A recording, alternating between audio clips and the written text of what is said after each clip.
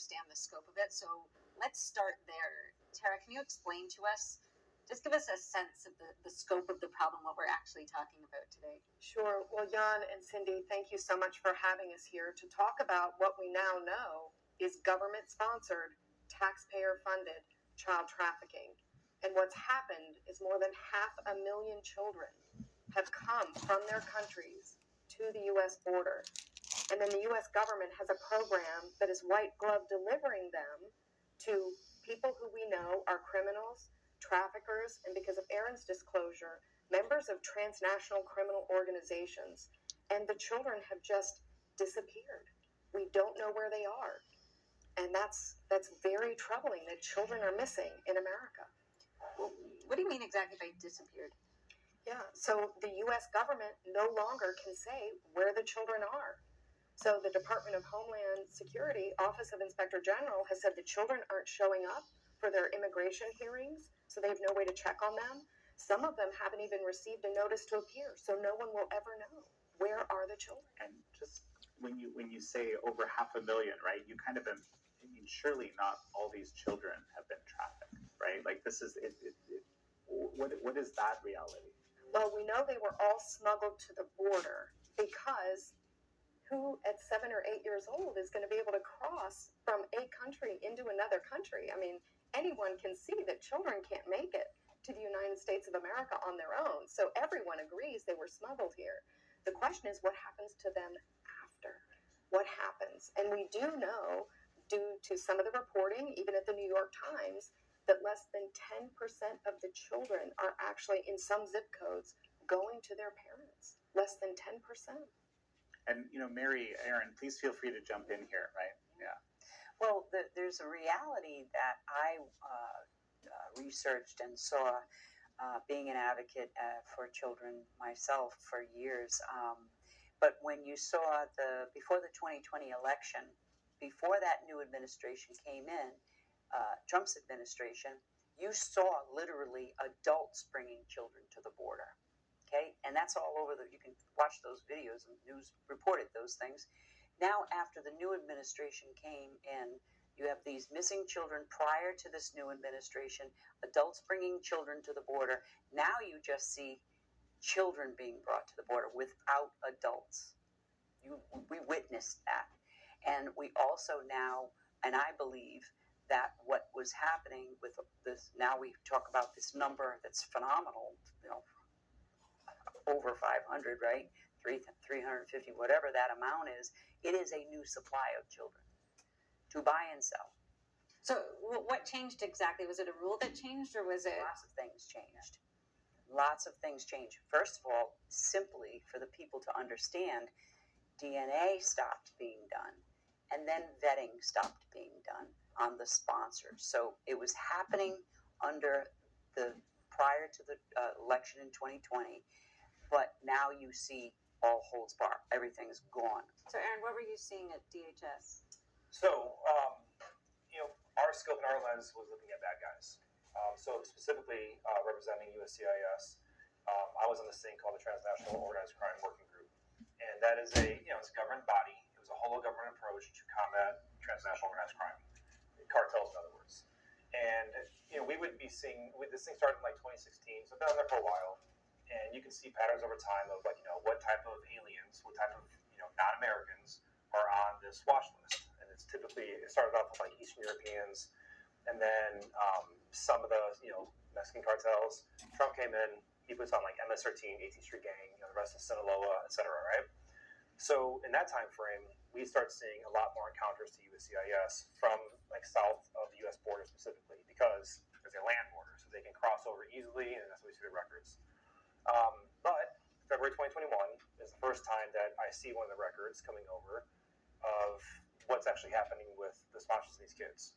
So prior to February 2021,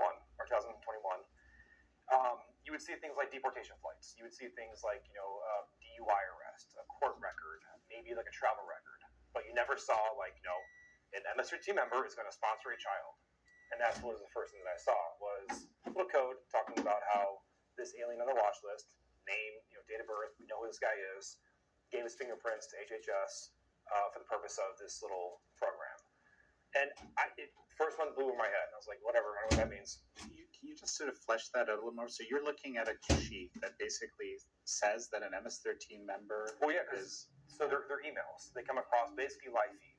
So when you put your fingerprints down, let's say to sponsor a child, that gets shipped out to a lot of government agencies, and it goes into their records, and then these things come out automated and then kind of packaged, goes to an analyst, the terrorist screening center, and then they do little, okay, let's fill in the blanks here. Here's the guy's name. Here's the date of birth. Format it correctly. Where's the guy's other government information, and then you go from there basically. So when these emails come in, because they're just emails, it just says for the purposes of 6 USC 279 USC sponsor. And I was just like, whatever that, I don't know. I've never seen that before. So I didn't even really get into it. In March, I see another one, and that, again, I see that code, and I'm like, I saw that before. Like, what is that thing? So I copied and pasted it and looked throughout all my records going back to 2016 of all these encounters. And there was only two. So the one in February, and then the one I'm looking at today. And that was just the beginning of my, what is that? So I Google it because I'm an analyst. I don't know what it is. I'm going to try to figure it out. And it's talking about this unaccompanied child program. And I was like, I don't know. So I asked my coworkers, I'm like, hey, do you know what this thing is? Like, what is this thing, guys? They're like, I don't know. We're at USCIS. Which is run by Health and Human Services, HHS, Yes. right? Not DHS. Not US. Yeah, not. So I was like, okay, so that doesn't involve us. I'm hitting dead ends in my work. Okay, but now I'll keep looking into this thing. I see another one in April, and it's 3 in 3 months now. That's weird. So I started asking the rest, the top working group, the transnational crime working groups. I'm hitting up DOJ, FBI, CBP, Department of Justice, the FBI, of course, Customs Border Protection, enforcement-minded people. And there's a whole government approach. There's a lot of people to call. No one had any response to it. And I was just like, okay, no one's tracking this thing. It just seems kind of odd to me because this just started. April, we saw another one come through. Now in May, I see another one come through. It's 4 in 4 months. So I'm starting to really dig into the aliens then. Okay, so who is the sponsor? What's going on with that thing? And yeah, okay, got the name, date of birth. Okay, this guy's MS-13. That person's 18th Street Gang. She's MS-13. This guy's in a Vulcan group. And I was just like, wait a minute. Why? This is a new thing that I'm seeing. We've never seen this before, and this is happening in four different nationalities have come over to do this in 3 different gangs. And I was just like, okay, something's happening. And I have no idea what it is, but that's a problem. Aaron grew alarmed after seeing just 4 instances of gang members seeking custody of unaccompanied children.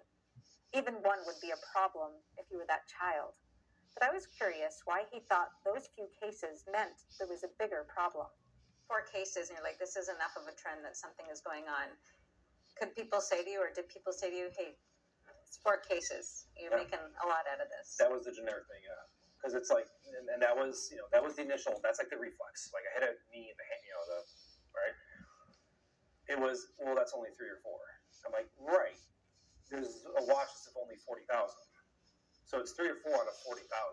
And the people come off this watch list every single day because they're exploiting the asylum process. And most people come across the border are doing this. And we know that, we know gangs exploit the asylum system. Because I wrote cartels are very organized at the border. They've got lines in the sand of who operates where. So this is a controlled process beyond just the traffickers themselves. They have to go through a network too, and it's controlled. There is no problem when it comes to the efficiency and fluidity of moving, again, child across border. That should be a little bit more difficult than it is, and it was just flying through no problem. And of course, the U.S. government is on the other side of it, where they say, "Here we go, HHS," and HHS goes, "Cool." Within 30 days, they're gone. And I didn't know all that part in detail. But again, you can see there's an initial pattern based on limited data that just started. It's guys, this is standard analysis here. We have to look into this.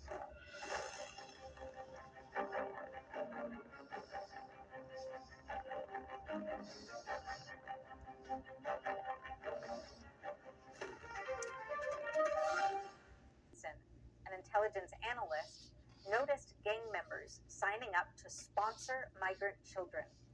As he urgently tried to find answers, Tara Rodas was hearing directly from children that something was wrong. Tara, maybe this is a good time for you to kind of give us a little bit of a thumbnail of what happened with you. Sure.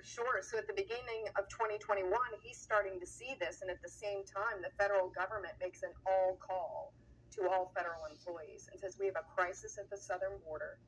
We need help with people to come and place these children with family here in the United States. So I was looking at an announcement saying, hey, we need federal employees. If you have language skills, that's great. I'm a fluent Spanish speaker. And we need you guys to come help these children. So I thought, I'm going on the humanitarian mission of my lifetime. And I thought, what more better thing could I do than to be there, greet the children, play games, do puzzles. And sadly, once I ended up getting on the ground and working in case management, seeing what was happening with the children, we started to see, my team, in June of 2021. So he's seeing aliens, right? These transnational organized criminals sponsoring the kids. We're seeing what we were calling suspicious sponsor.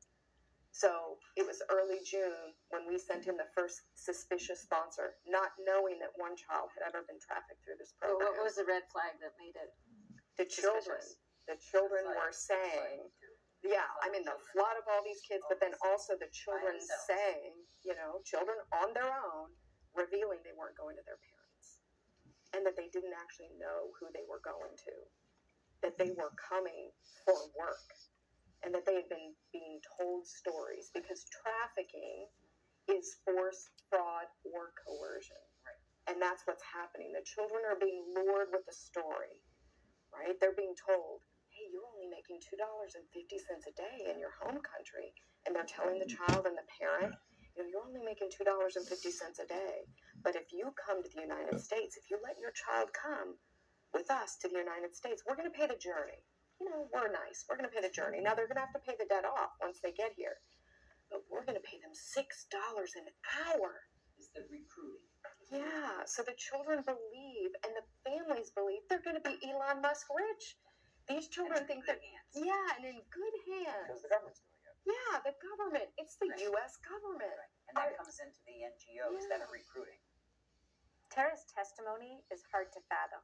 That many caseworkers saw the red flags, yet nothing changed. So I asked her, why? So you show up. What does work look like? What are they telling you your job is? What is your training? What do you start to do? What do you see? Yeah, well, sadly, it was pandemonium. It was not organized. Everything wasn't set up. People didn't have computers. Children were everywhere, and there were tons of detailees, meaning people who had left the government. So there were a lot of us who had all mobilized. It was the height of COVID, so we're staying in a hotel and walking across the street to the Pomona Fairplex, where we were taking care of and then shipping out these children all around the country. And over the course of the less than 6 months that the facility was open, they processed over 8,300 children. So what is that? How many a day are coming through? Well, it started slower, and then it ramped up to where we were like full capacity, closer to the end. And when the goal is move kids 10 to 14 days, they were coming in and shipping out. So what did your day look like? What were you actually doing? So in the beginning, it was fun because I was sitting in the little chairs, with the kids and coloring. I have an autographed work from one of the little children. I was escorting them around the site, taking them to medical appointments, escorting them to their meals, things like that, and sitting with them in their pods where they were either coloring or doing things. So in the beginning, it was great. And then they had kind of an emergency where they needed to be able to start processing the children. Like, move. Like, you've got to get these kids out of here. And so they said they needed people immediately in case management. And so I thought, well, here I am. Send me. And I thought that with my background, I could help move the children faster, more efficiently. And sadly, that's when I discovered, along with my team, that the children did not know who they were going to. So flesh that out a little bit for me. What does that mean? What does that look like? What did you discover? Yeah, so we were helping with quality assurance, making sure all the paperwork was in place and We had a team of people kind of sitting at the back of this large ballroom. I like to think of it as sort of like the stock exchange because papers were flying, people were talking. We had hundreds of case managers in a ballroom, hundreds. And so we had rows of tables. Case managers sat on one side, very much like we're sitting right now, and then the children would file in on the other side. And they would get this paperwork done so that the children could be shipped out to the sponsor. And case managers came to somebody on my team and said, you know what, we have a concern because the story that the kids are saying is not matching what the sponsor's saying. And to further complicate things, we can't really get an address of where the kids are going. I'm like, what do you mean you don't have an address of where the kids are going? And what do you mean it's not their family? What's happening here? So as we began to work through this very first case in June of 2021, we knew there was a problem. And the kids were in crisis. They were like, we have to get out of here. We have to get out of here. Because They're telling you that, the Yeah. kids. Yeah, because they Oh my knew God. they had to pay the debt. They were afraid that the people here were going to could harm their family back home. And so we were like, what is going on? And of course, it was a total shock to learn that this wasn't family reunification because that's what it was. What I believed I raised my hand to do was put children in loving homes. That's not what was happening. And that was a total shock. And then once you see it, then we started to see it in all of these different cases. Like, well, they don't know who they're going to either. And then we're looking further into the addresses. Well, oh my goodness, this person has already sponsored multiple kids. Oh my goodness, this person is sponsored at 6 different addresses. And we started to see the fraud in the system. And then it's just plain as day. Anybody who looked at the data could easily see. You don't have to be an investigator. You don't have to be a data analyst to see somebody has received 23 children. So then what? Do you send the child there? What happens next? Well, this, I think, becomes to me one of the most horrific things that I've ever witnessed as a federal employee. Of course, today I'm not speaking on behalf of the government or my agency, but when HHS learned, because we were raising the flag, we were reporting, hey, we have these suspicious sponsors here. We need to report this case here. There's Reporting up the chain. Yeah, reporting up the chain. We're reporting up the chain. And we actually got permission to turn cases over to HHS, Office of Inspector General. So those are the people with the guns and the badges who can look. They have auditors, inspectors, evaluators, investigators who know the program and can start looking. We got permission to turn some of those cases over, and specifically one in Austin, Texas. And another case manager comes up to me after we've already reported this case to the Office of Inspector General and said, Tara, we have another child going to that address in Austin. I said, no, there has to be a mistake. And she goes back to her desk, she brings me the paper, she says, look, it's the same one. I said, there has to be a mistake. Something has to be wrong. Wait here. So I pick up all my stuff, I go running down to the command center, and my boss is there, and she's an attorney. And I said, look, I work for you, but I need to make you aware that we have a child going to that address that we've already reported that's under investigation. You know, have you considered? She said, Tara, we only get sued if we keep kids in care too long. We don't get sued by traffickers. To which I'm like stunned. She must have seen the shock on my face. And she leans in. She said, we don't get sued by traffickers.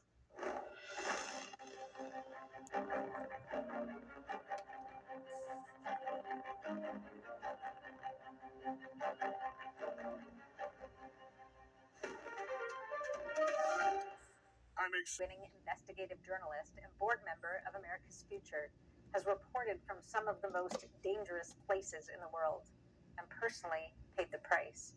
She's a passionate supporter of these children. We spoke to her at America's Future fundraiser gala at Mar-a-Lago. Many people across the country believe that everybody coming here is coming to experience the American dream. They're not going to experience the American dream. They are living in the absolute definition of a nightmare. I survived being gang raped. I was raped over and over for more than 40 minutes. These children are raped every single day until they die. That's what happens. Very few of them get rescued. Very few of them manage to get away. Do you know the average amount of time that a child survives when they're trafficked is 2 years? And I used to think that that was a horrifying statistic. And now that I know the reality of what they go through, I think it's, in a way, it's merciful. Haunting words from Lara Logan. American Thought Leaders host Yanya Kellick and I asked our guests, what do we know for sure about the fate of these children? We have some information about what some of these kids have ended up with, the situations they've ended up here, right on the American side of the border. What's the range of things that can happen to them? Well, Hannah, I mean, we could start with the New York Times. Hannah Dreier crisscrossed the country and interviewed children who were saying they were in forced labor conditions. The children are not only working here overnight shifts in slaughterhouses, but they're dying on jobs here. They're in roofing jobs that they're not trained to do. They don't have the skills to do. Some children are dying like their first week here in the United States. We also know, because reporters who've taken the addresses of suspicious addresses we had, they're knocking on the doors. And there was a girl 16 years old in Houston. She said, my sponsor. She says she's my aunt, but I've never met her. She's pimping me out for sex in the house where I'm living. The children are telling stories of abuse, rape. Some are dying here and working as in slave labor. We have children, we have child slave labor today. And I think the caveat here too is that's doors that we can actually find that they answer to. Because a lot of these places, like in Florida, Virginia, they've done like, it was only like 25 or 20 or 30 or whatever. And it's like, what, 5% of the doors actually get answered. The person's actually there. So it's like, it's basically just a landing spot to then move the kid. Because within a week, they're gone. Right. This is a over $150 billion business. That's what we're specifically. The trafficking and child exploitation. I'm going to say child exploitation because it covers what you're trying to make a point to, is that there are so many different things that they can use a child to make money off of.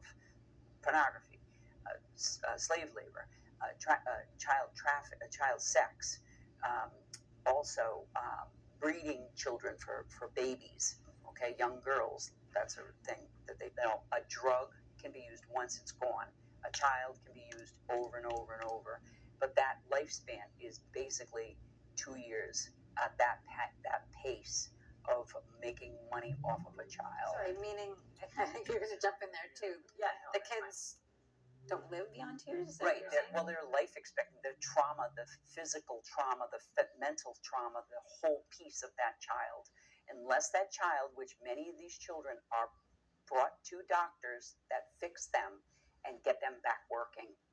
So no, that lifespan is they can't you can't do that to a child 10 times a day and not expect that child to have the repercussions of that. This is what you're describing is just kind of a horrific reality, right? And we're talking about 500,000 kids, like you were saying, that we don't really know at this point where they are. Is there some sense of like how many of them are actually being trafficked according to the definition you gave earlier in some way?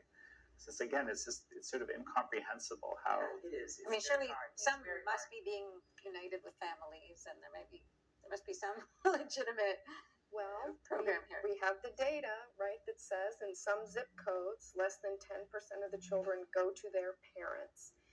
And we also have HHS has changed, they've created a new position called a unification specialist, not reunification. So it's no longer family unit reunification. This is just unifying the child with a sponsor here in the United States. There doesn't have to be any relationship. You don't have to have proof that you are related to this child. You don't have to have proof that you have the financial resources to care for this child. There's no screening to see is the sponsor a criminal. There's the dropping of protocols. Yeah, no screening to So say. they don't meet them. There's no specific criteria No, they to don't be a meet them. sponsor. No, There's follow up. How are things doing once they go there? a phone call.